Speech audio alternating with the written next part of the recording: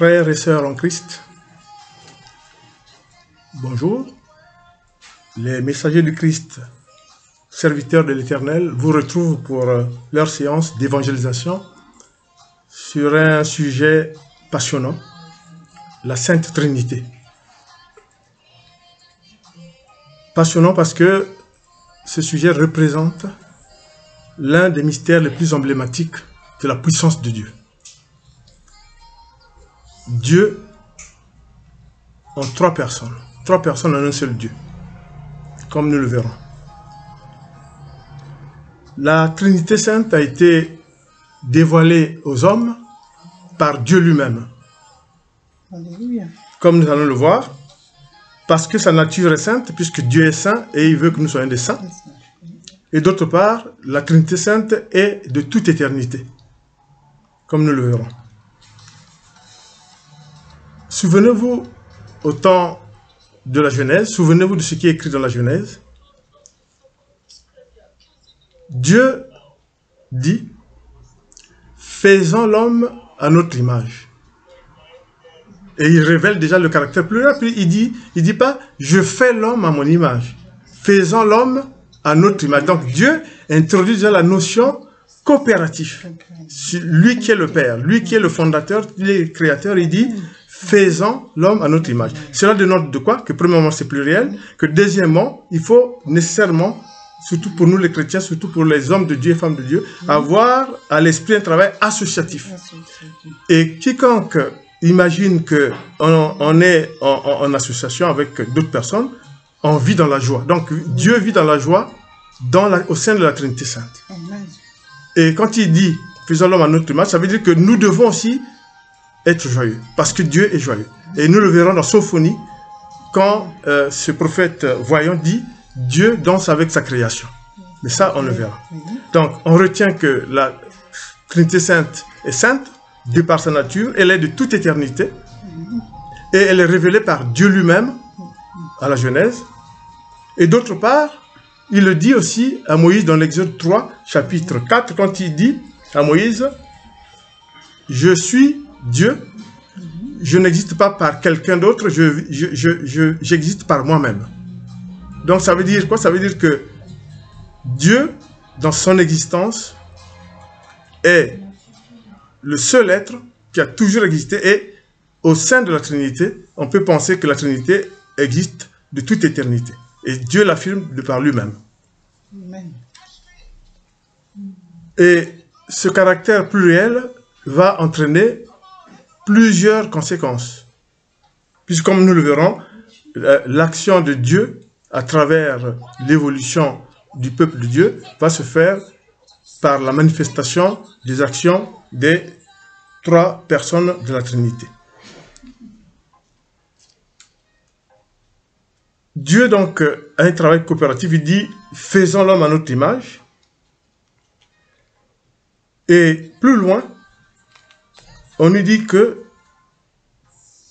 Dieu aime son Fils. Donc si les trois personnes de la Trinité, Dieu aime son Fils aime son Père, mais l'élan d'amour, le souffle d'amour, c'est l'Esprit Saint et c'est une personne. Et Jésus dira, dans l'Évangile selon Saint Jean, je vous enverrai l'Esprit Saint, et l'Esprit Saint est une personne. Dans la maison de mon Père, il y a plusieurs demeures. Je vous enverrai l'Esprit Saint, mais l'Esprit Saint est une personne. Donc, se révèle à nous la réalité de la Trinité Sainte. Une image qu'on peut donner avec, bien sûr, l'humilité que nous devons au Seigneur, c'est de dire que c'est comme si vous aviez une personne face à vous. La première enlèverait le masque, le deuxième le masque. Donc, vous avez une seule personne, mais qui enlèverait chaque fois le masque. C'est ça la Trinité. Avec, bien sûr, la primauté du Créateur, c'est-à-dire Dieu le Père. Donc, il faut retenir que la Trinité Sainte, c'est trois personnes en un seul Dieu, Dieu le Père, Dieu le Fils et Dieu le Saint-Esprit. Et il est marqué par le besoin de Dieu de ne pas être seul. Dieu n'est pas seul, puisque, comme on vient de le dire, ils sont trois. Il a un amour pour son Fils a un amour pour le Père, et l'élan d'amour entre les deux, c'est l'Esprit Saint. Et on verra plus tard que l'Esprit Saint, selon les étapes de l'évolution, est celui qui nous amène du ciel ce que Dieu nous apporte au jour d'aujourd'hui. Au moment où le Christ est parti rejoindre son Père dans, effectivement, ce que vous savez, au cours de l'Ascension. Donc, les trois personnes, un seul Dieu, c'est la Sainte Trinité. Elle est de toute éternité, elle a toujours existé. Et comme nous allons le voir, elle a été révélée par Dieu lui-même. Hein. Retenez ça, et c'est très important. Et ce qu'il faut aussi retenir, c'est que Dieu lui-même montre aux hommes qu'il ne faut pas travailler de façon isolée. Lui qui est le Créateur, ben, il travaille en coopération. Il dit, faisons l'homme à notre image. Donc, c'est très important. Et l'autre aspect de la conséquence de ce qu'il vient de dire, c'est qu'il travaille dans la joie, puisqu'il y a quelqu'un avec qui vous échangez. Donc, il travaille dans la joie. Et cette joie, il nous la transmet. Et donc, il faut que nous vivions dans la joie. C'est très important. La Trinité Sainte nous entraîne dans la joie. Alors, est-ce que la Trinité Sainte peut entraîner des doutes par rapport aux chrétiens, parce qu'elle est difficile à comprendre, mais la réponse est simple. La Trinité Sainte est un problème de foi chrétienne. Ce n'est pas un problème de science, ce n'est pas un problème de technologie, c'est un problème de foi chrétienne. Nous croyons en Dieu, nous sommes des croyants, et Dieu se révèle à nous en disant, le Dieu est trinitaire. Et nous y croyons, parce que nous sommes des chrétiens, et parce que Dieu l'a dit, et parce que dans la Genèse, Dieu le spécifie très bien. Il nous le montre très bien. Et on verra au fur et à mesure du développement du sujet, comment est-ce que Dieu, le Père, Dieu le Fils et Dieu le Saint-Esprit agissent pour le bien des hommes et conduisent le monde tel que nous allons le voir.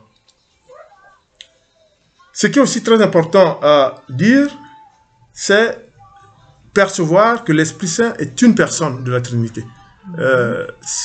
Parce que le mot Esprit Saint peut entraîner des confusions. Et c'est pour ça que Jésus s'est empressé à dire l'Esprit Saint est une personne dans l'Évangile selon Saint Jean. Donc c'est très important. C'est une personne, c'est la troisième personne de la Trinité, avait dit Jésus. Et c'est très important parce que effectivement, quelquefois on se dit c'est l'Esprit, c'est non, c'est l'Esprit Saint, c'est une personne de la Trinité qui a un rôle capital au jour d'aujourd'hui, qui conduit le monde, qui conduit les hommes de Dieu, qui veille à ce que tout se passe comme Dieu l'a prescrit et qui aide au jour le jour les gens fidèles à Dieu, les chrétiens probants, qui sont fervents, les hommes de Dieu qui servent Dieu. L'Esprit Saint est avec eux. Et dans sa puissance, quand l'Esprit Saint, on le verra plus tard, est descendu le jour de la Pentecôte, c'était le langue de feu à chacun des disciples qui étaient dans la chambre haute. C'est pour vous montrer encore une fois de plus le mystère emblématique de la puissance de Dieu. Chacun avait l'Esprit Saint, mais il n'y avait pas mis l'Esprit Saint. C'est l'Esprit Saint, troisième personne de la Sainte Trinité, qui était en chacun d'eux. Et ça, il ne faut pas l'attrister. Bon, il ne faut pas l'attrister, comme Dieu lui-même n'est pas triste là où il est, puisqu'il est en compagnie. Alors, la Trinité Sainte, comme nous l'avons dit, quand nous prions, effectivement, nous prions Dieu, et quand il s'agit de l'action de chaque membre de la Trinité, elle est implicite. C'est pour ça que dans l'Ancien Testament, l'action de Dieu le Père a été prépondérante. Il a conduit le peuple de Dieu, il a aidé par Moïse, son serviteur, le peuple juif à sortir de l'Égypte. Le peuple juif a été agressé, a mené des combats. Il y a eu des moments difficiles dans ses relations avec Dieu. Moïse, le serviteur de Dieu, a plaidé pour le peuple israélite et Dieu est intervenu pour aider dans tous les actes et dans toutes les difficultés qu'avait le peuple juif. Et en même temps, les péchés que commettaient les hommes sur terre ont attristé Dieu. Malgré les oracles, malgré certaines punitions, on connaît le déluge, on connaît ce qui est advenu de la tour de Babylone, ce qui est advenu de Sodome et Gomorre. Dieu s'est dit qu'il faut racheter l'homme de ses péchés. Et Dieu est tellement magnanime qu'il va envoyer un des membres de la Sainte Trinité pour racheter effectivement les péchés des hommes, son propre fils. Quel amour pour l'humanité. Amen. Alléluia. Je reviendrai encore tout à l'heure sur ce que je venais de dire. Ah bon. Voilà, ce que je venais de dire, mais il faut savoir que par rapport à la réalité de la Sainte Trinité, plusieurs paroles qui ont été prononcées par Jésus nous ramènent effectivement à la réalité de la Sainte Trinité. Donc, en revenant et en progressant, en disant que dans l'Ancien Testament, Dieu le Père a aidé le peuple de Dieu, a conduit le peuple de Dieu jusqu'à la terre promise et a préparé la venue de son Fils pour pouvoir nous racheter de nos péchés. Et Dieu est intervenu puisque dans le processus dans l'annonciation, on a les 3 membres de la Trinité qui interviennent. Puisque Dieu, pour envoyer son Fils, il envoie l'ange Gabriel dire à la Vierge Marie, « Sois sans crainte, tu es rempli de grâce, Dieu t'a choisi pour enfanter son Fils, l'enfant Jésus, qui sauvera les hommes, et vous connaissez la suite. » Et Marie, pris de peur, a dit, mais je suis vierge, comment ça va se faire? Et là encore, Dieu précise par l'ange Gabriel l'action de la Sainte Trinité, puisqu'il dit, l'Esprit Saint viendra sur toi et tu enfanteras. Voilà. L'Esprit Saint viendra sur toi et tu enfanteras. Voilà. Un enfant, effectivement, le Fils de Dieu. Donc, vous avez Dieu le Père, vous avez le Fils et vous avez le Saint-Esprit. Donc, la puissance de Dieu par la Trinité Sainte est encore là, probante, et nous comble de joie, et grande est sa puissance, grande et immense est la puissance de ses œuvres.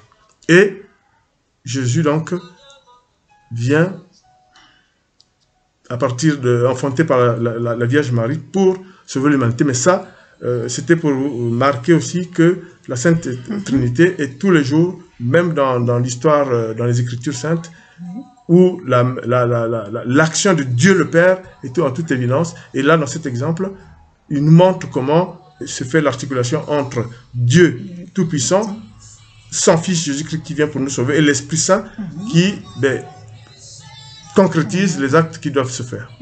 Amen.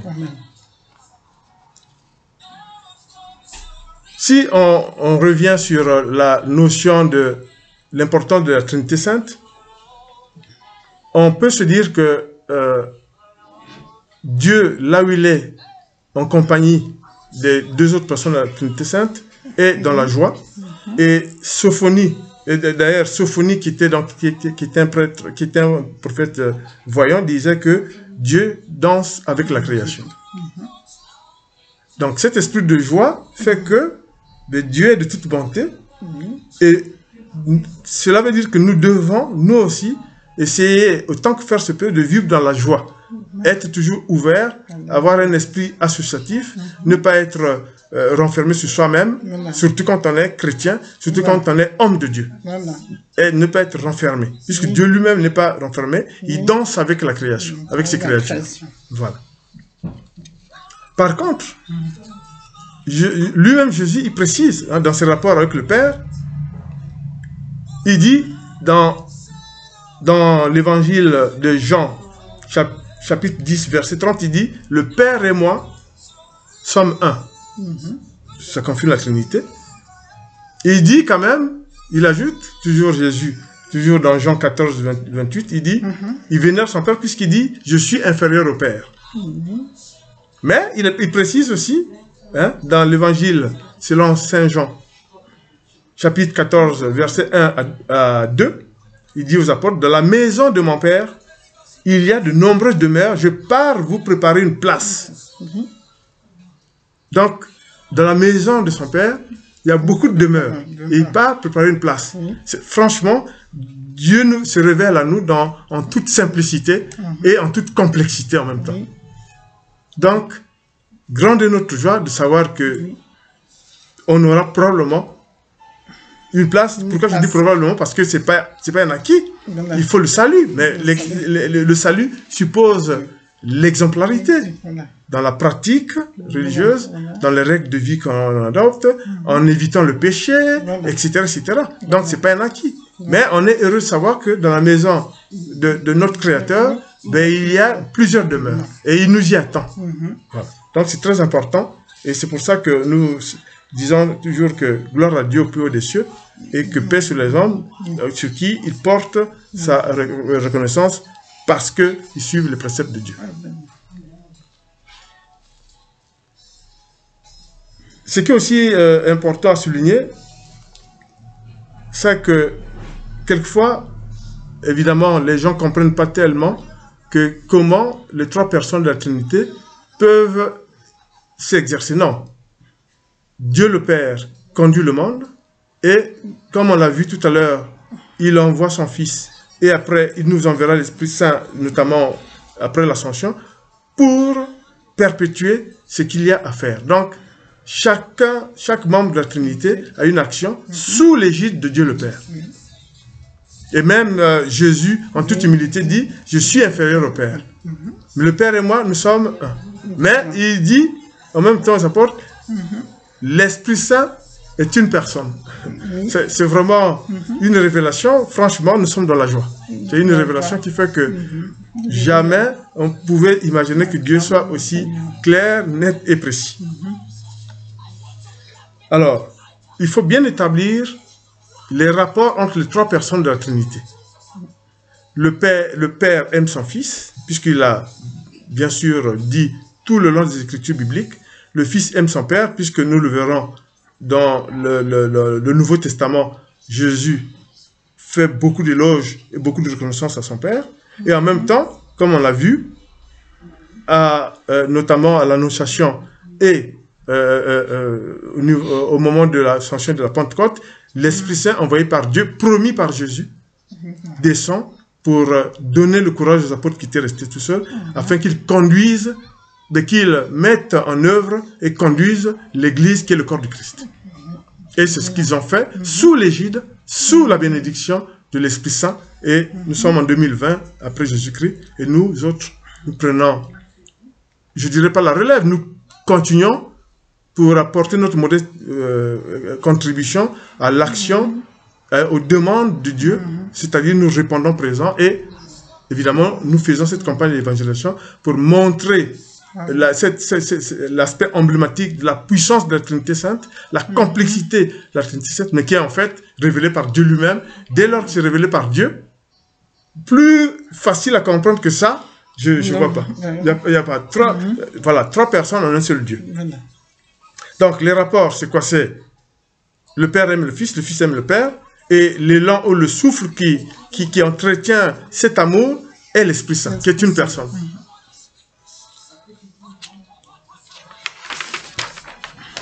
Quelles sont les actions de la Trinité Sainte, je dirais, qui sont les plus percutants dans l'Ancien Testament? On venait de voir, c'est à savoir l'annonciation, c'est ce que nous appelons en termes bibliques le mystère de l'incarnation. Dieu s'est fait homme par la Vierge Marie. Donc, c'est un mystère dans lequel on venait de voir que la Sainte Trinité est bien présente, puisque le Père qui envoie l'ange qui annonce à Marie ce qu'il faut, ce qui va advenir, et l'Esprit Saint qui vient en Marie, et l'enfant Jésus est né.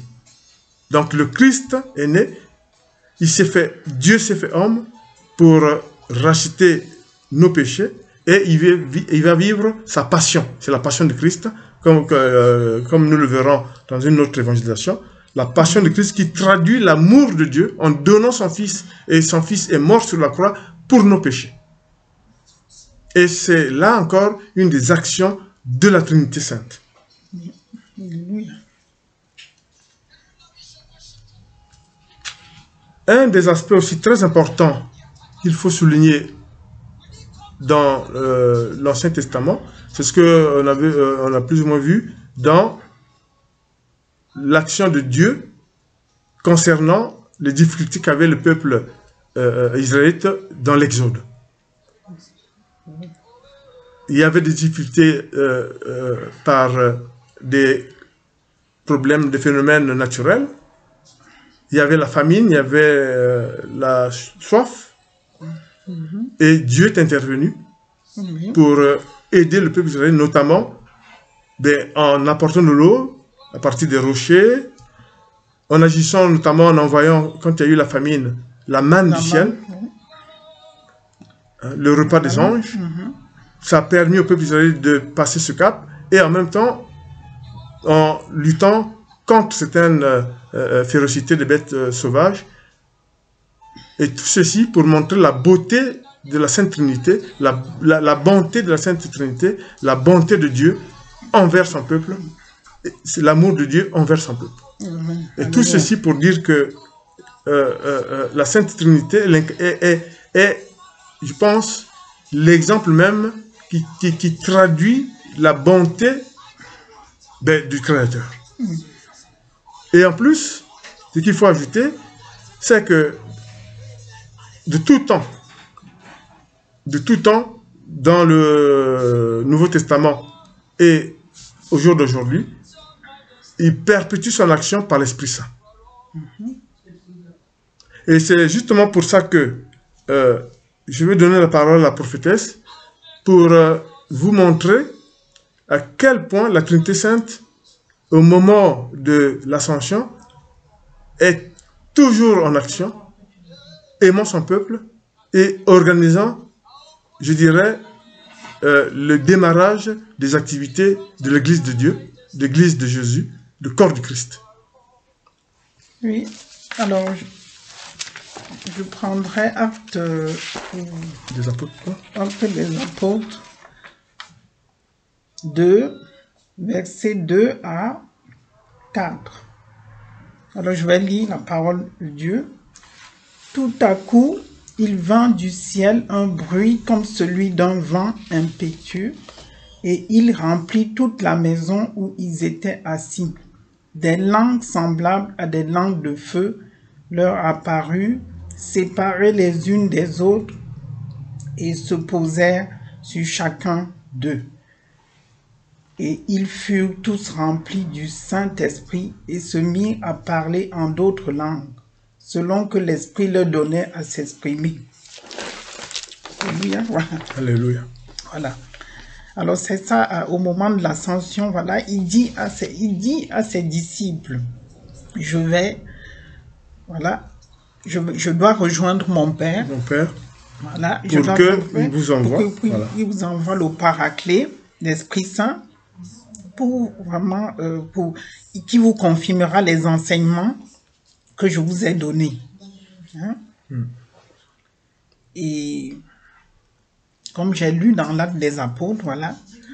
Le jour d'aujourd'hui, l'Esprit Saint Oui.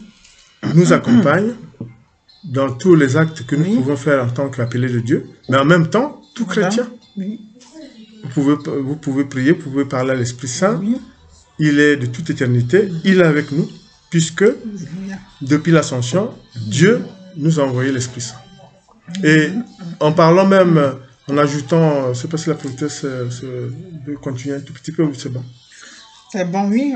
Et puis, ça les a, comme ils parlaient en différentes langues, ils ont aussi évangélisé. Voilà.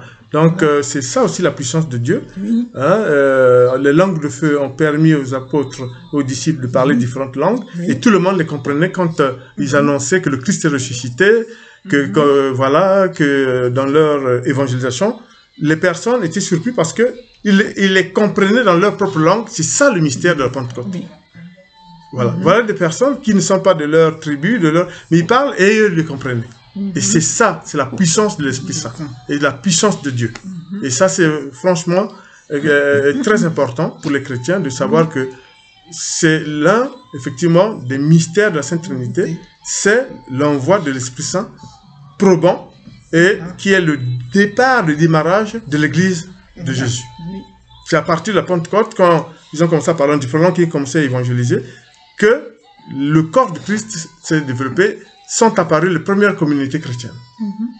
Donc là encore, c'est l'action vivifiante de Dieu, toujours pour son peuple, par son Fils et l'Esprit Saint, qui est mis en œuvre pour arriver au jour d'aujourd'hui, 2020, à l'Église de Dieu telle que nous avons plusieurs manières effectivement de prier, de suivre Dieu, mais enfin, l'Église de Dieu en tant qu'elle de Christ aujourd'hui. Et pour encore corroborer que Dieu est de toute éternité, le prophète Daniel disait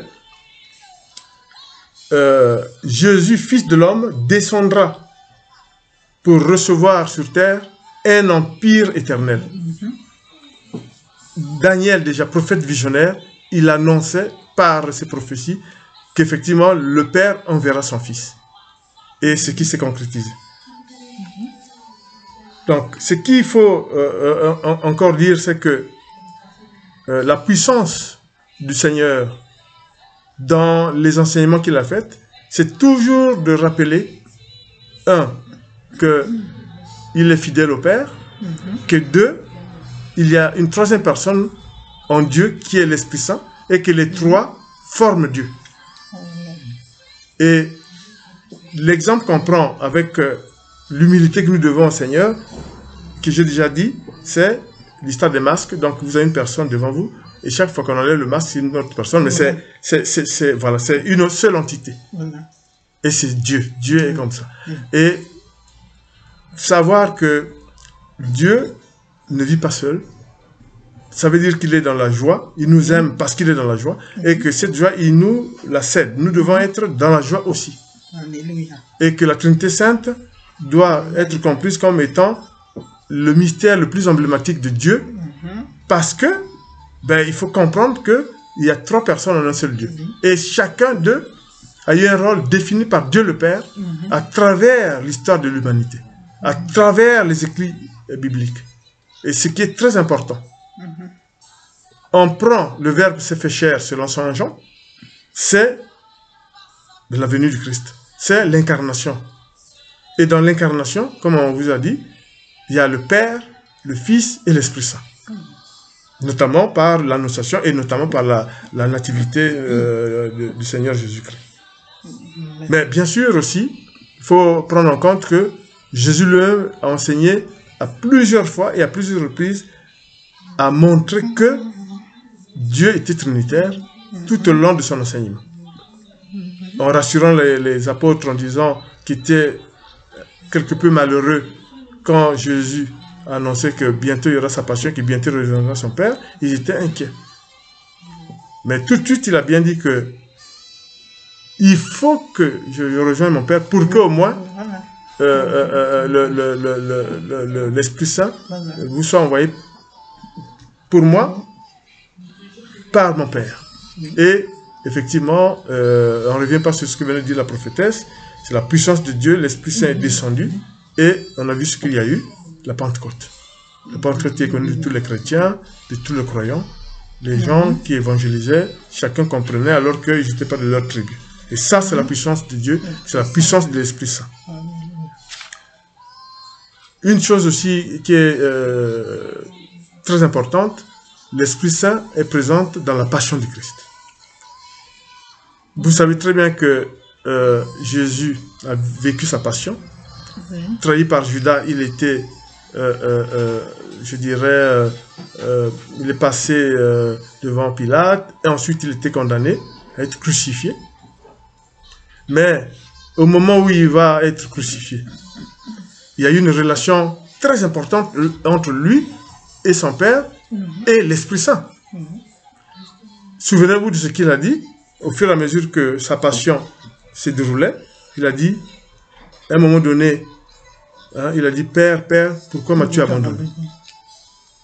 Donc c'est la relation envers son Père, il se retourne vers son Père. Au moment où il rendit l'âme, la puissance de l'Esprit Saint était là, et le ciel s'assombrit, on parle même que certains morts, certains temples, certains morts rendus ressuscités, c'était franchement la puissance de Dieu, et le voile s'est déchiré. Et c'est la puissance de l'Esprit Saint. Donc, l'action de la Trinité Sainte au moment de la Passion, Dieu manifestant sa toute-puissance et que son Fils mourait sur la croix pour sauver nos péchés. Donc, les hommes, nous devons avoir une humilité, car effectivement, c'est les hommes qui ont crucifié le Christ. Donc, quand on voit la croix du Christ, on se dit, c'est la méchanceté humaine, ça traduit la méchanceté humaine, parce que quand même, c'est sur la croix que Jésus est mort pour le rachat de nos péchés. Et qu'au cours de la Passion, s'est manifesté en toute puissance l'action de la Sainte Trinité. Amen. Amen. Un autre aspect qu'il faut aussi redire, c'est que dans les actes actuels que nous faisons, l'Esprit Saint nous accompagne. Qu'il s'agisse de nouveaux baptisés, qu'il s'agisse de nouveaux appelés, qu'il s'agisse de tout ce que nous pouvons faire dans le cadre de la Trinité. Mais l'Esprit Saint est présent parce que souvenez-vous d'un enseignement de Christ. Quand il a dit aux apôtres, allez évangéliser des nations, faites-en des chrétiens, et vous les baptiserez au nom du Père, du Fils et du Saint-Esprit. Trinité Sainte. Donc c'est pour montrer encore, elle a un exemple que Dieu de lui-même nous révèle sa puissance trinitaire. Vous les baptiserez au nom du Père, du Fils et du Saint-Esprit. C'est aussi la Trinité Sainte. Donc, que Dieu soit béni, que Dieu soit loué, parce qu'il nous enseigne tous les jours, en se rappelant de tous ces écrits-là, que le Dieu trinitaire, dans toute sa puissance, nous aime et nous conduit. Un autre aspect que je voudrais dire, c'est que après la mort de Christ, il était enseveli, mais, comme vous le savez tous, il a été ressuscité de mort. Et c'est un exemple même de la puissance de Dieu, de la puissance de la Sainte Trinité, puisque le troisième jour est ressuscité des morts, d'entre les morts, et il est apparu aux gens qu'il avait vus vivants. On aurait pensé que le Seigneur ressuscité s'élevait vers Dieu en toute puissance, mais non, il est réapparu aux personnes qu'il avait vues avant, et notamment aux saintes femmes qui l'ont jadis accompagné. Il est apparu, puisque les anges qui gardaient la tombe ont dit à ces femmes, qu'est-ce que vous venez chercher? Le Christ, le Fils de Dieu, est ressuscité d'entre les morts. Et ils sont allés apporter cette nouvelle au reste des apôtres, et qui n'ont pas cru, comme c'était rapporté par les femmes, et qui sont partis, qui ont couru vers la tombe pour eux-mêmes s'apercevoir que le Christ était ressuscité avec le linceul plié, tout ce qui est bien rangé, etc. Bon, tel n'est pas l'objet de l'évangélisation, mais c'est pour montrer là aussi que la Trinité Sainte est aussi présente. Par la puissance de Dieu, le Christ est ressuscité et réapparaît aux gens, aux personnes qu'il avait bien vues avant de mourir. Et ça, c'est aussi une reconnaissance éternelle de la puissance de Dieu pour montrer combien il aime et pour montrer que, ben oui, le Christ est réellement ressuscité. Et c'est ce qui a fait que les apôtres, après la Pentecôte, dans les premiers pas de l'Église de Dieu, ben ils ont, en parlant différentes langues, ils ont évangélisé en disant « Le Christ est ressuscité, le Christ est ressuscité, le Christ est ressuscité ». Et ça aussi, ça traduit la puissance de Dieu. Un des aspects aussi très importants de la Trinité Sainte, c'est dans l'évangile de Jean, au moment de la sanctification des disciples dans la prière de Jésus, où Jésus prie le Père pour qu'il sanctifie ses apôtres. Et là, on voit aussi la manifestation de la relation entre le Fils et son Père et la puissance de l'Esprit Saint. Jésus prie, il demande au Père de sanctifier ses disciples. Pourquoi? Mais parce que les disciples, en son nom, allaient beaucoup souffrir. Beaucoup souffrir, puisque beaucoup ont quand même été... Il y a même un qui était lapidé. Beaucoup sont morts Jésus déjà les avait prévenus qu'ils connaîtront beaucoup de difficultés. Donc, Jésus, dans la prière de sanctification dans l'évangile selon Saint Jean, montre aussi les relations qu'il y a entre lui, le Père et l'Esprit Saint. Et il sanctifie, il demande à Dieu de sanctifier les apôtres, sauf un, Judas Iscariote, le diable. Il précise très bien, sauf un, Judas Iscariote, le diable. Il sanctifie les autres par Dieu le Père et descend sur eux l'Esprit Saint. Ils sont sanctifiés. Et on peut dire que cela aussi traduit le rapport entre le Fils et son Père. Rappelez-vous aussi, toujours dans la Bible, on trouve aussi les manifestations de la Trinité Sainte.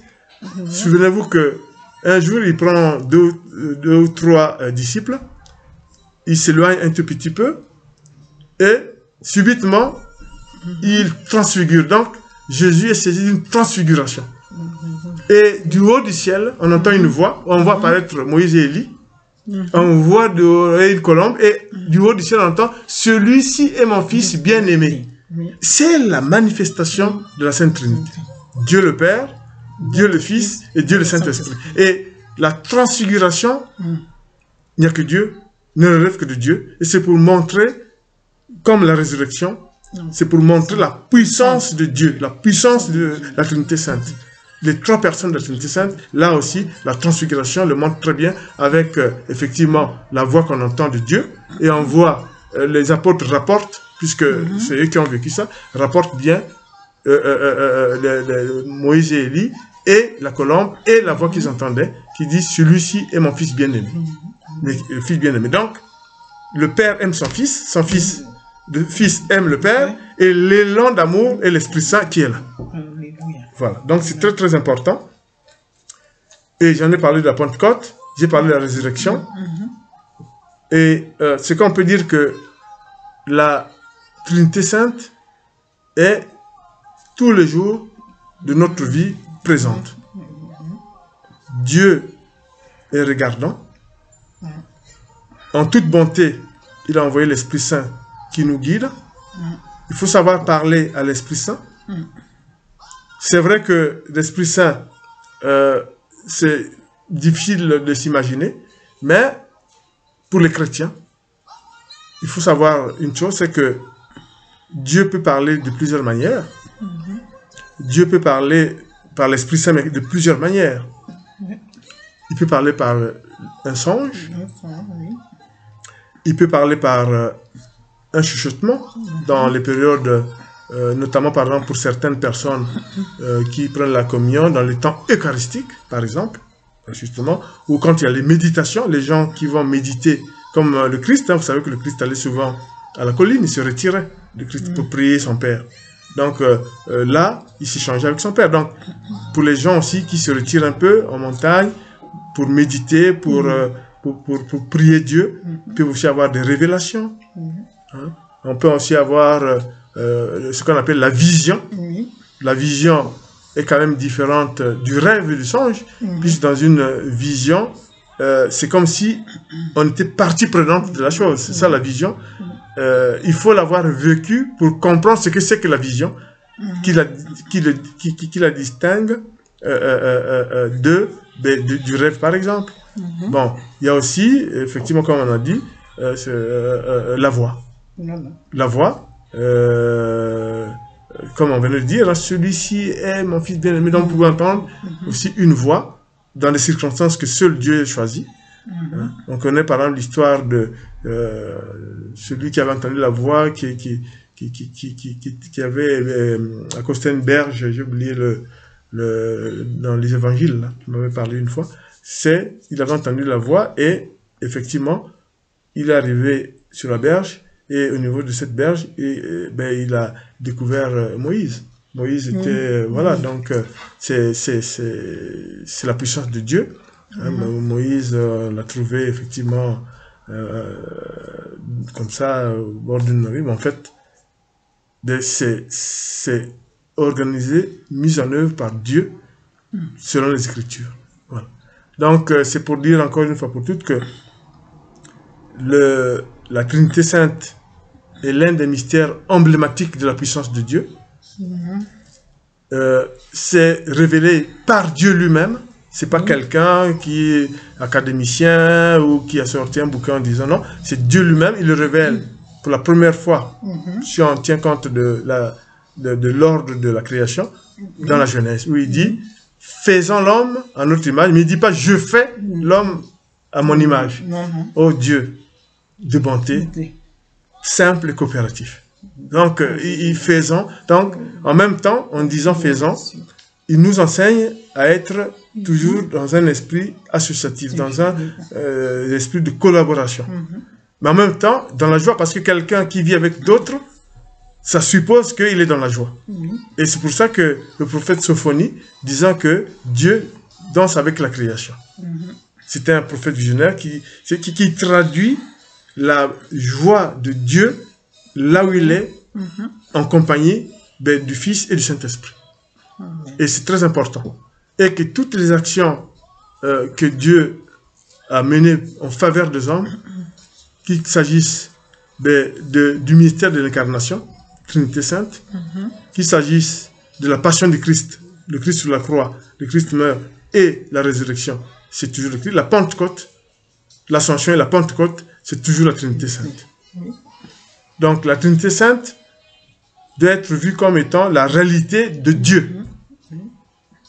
Doit être vue comme la puissance de Dieu. Et seul Dieu est trinitaire et de toute éternité. Dieu est de par lui-même, comme il a dit à Moïse dans l'Exode 3, chapitre 4, il a dit, j'existe de par moi-même. Donc la Trinité Sainte existe de par elle-même.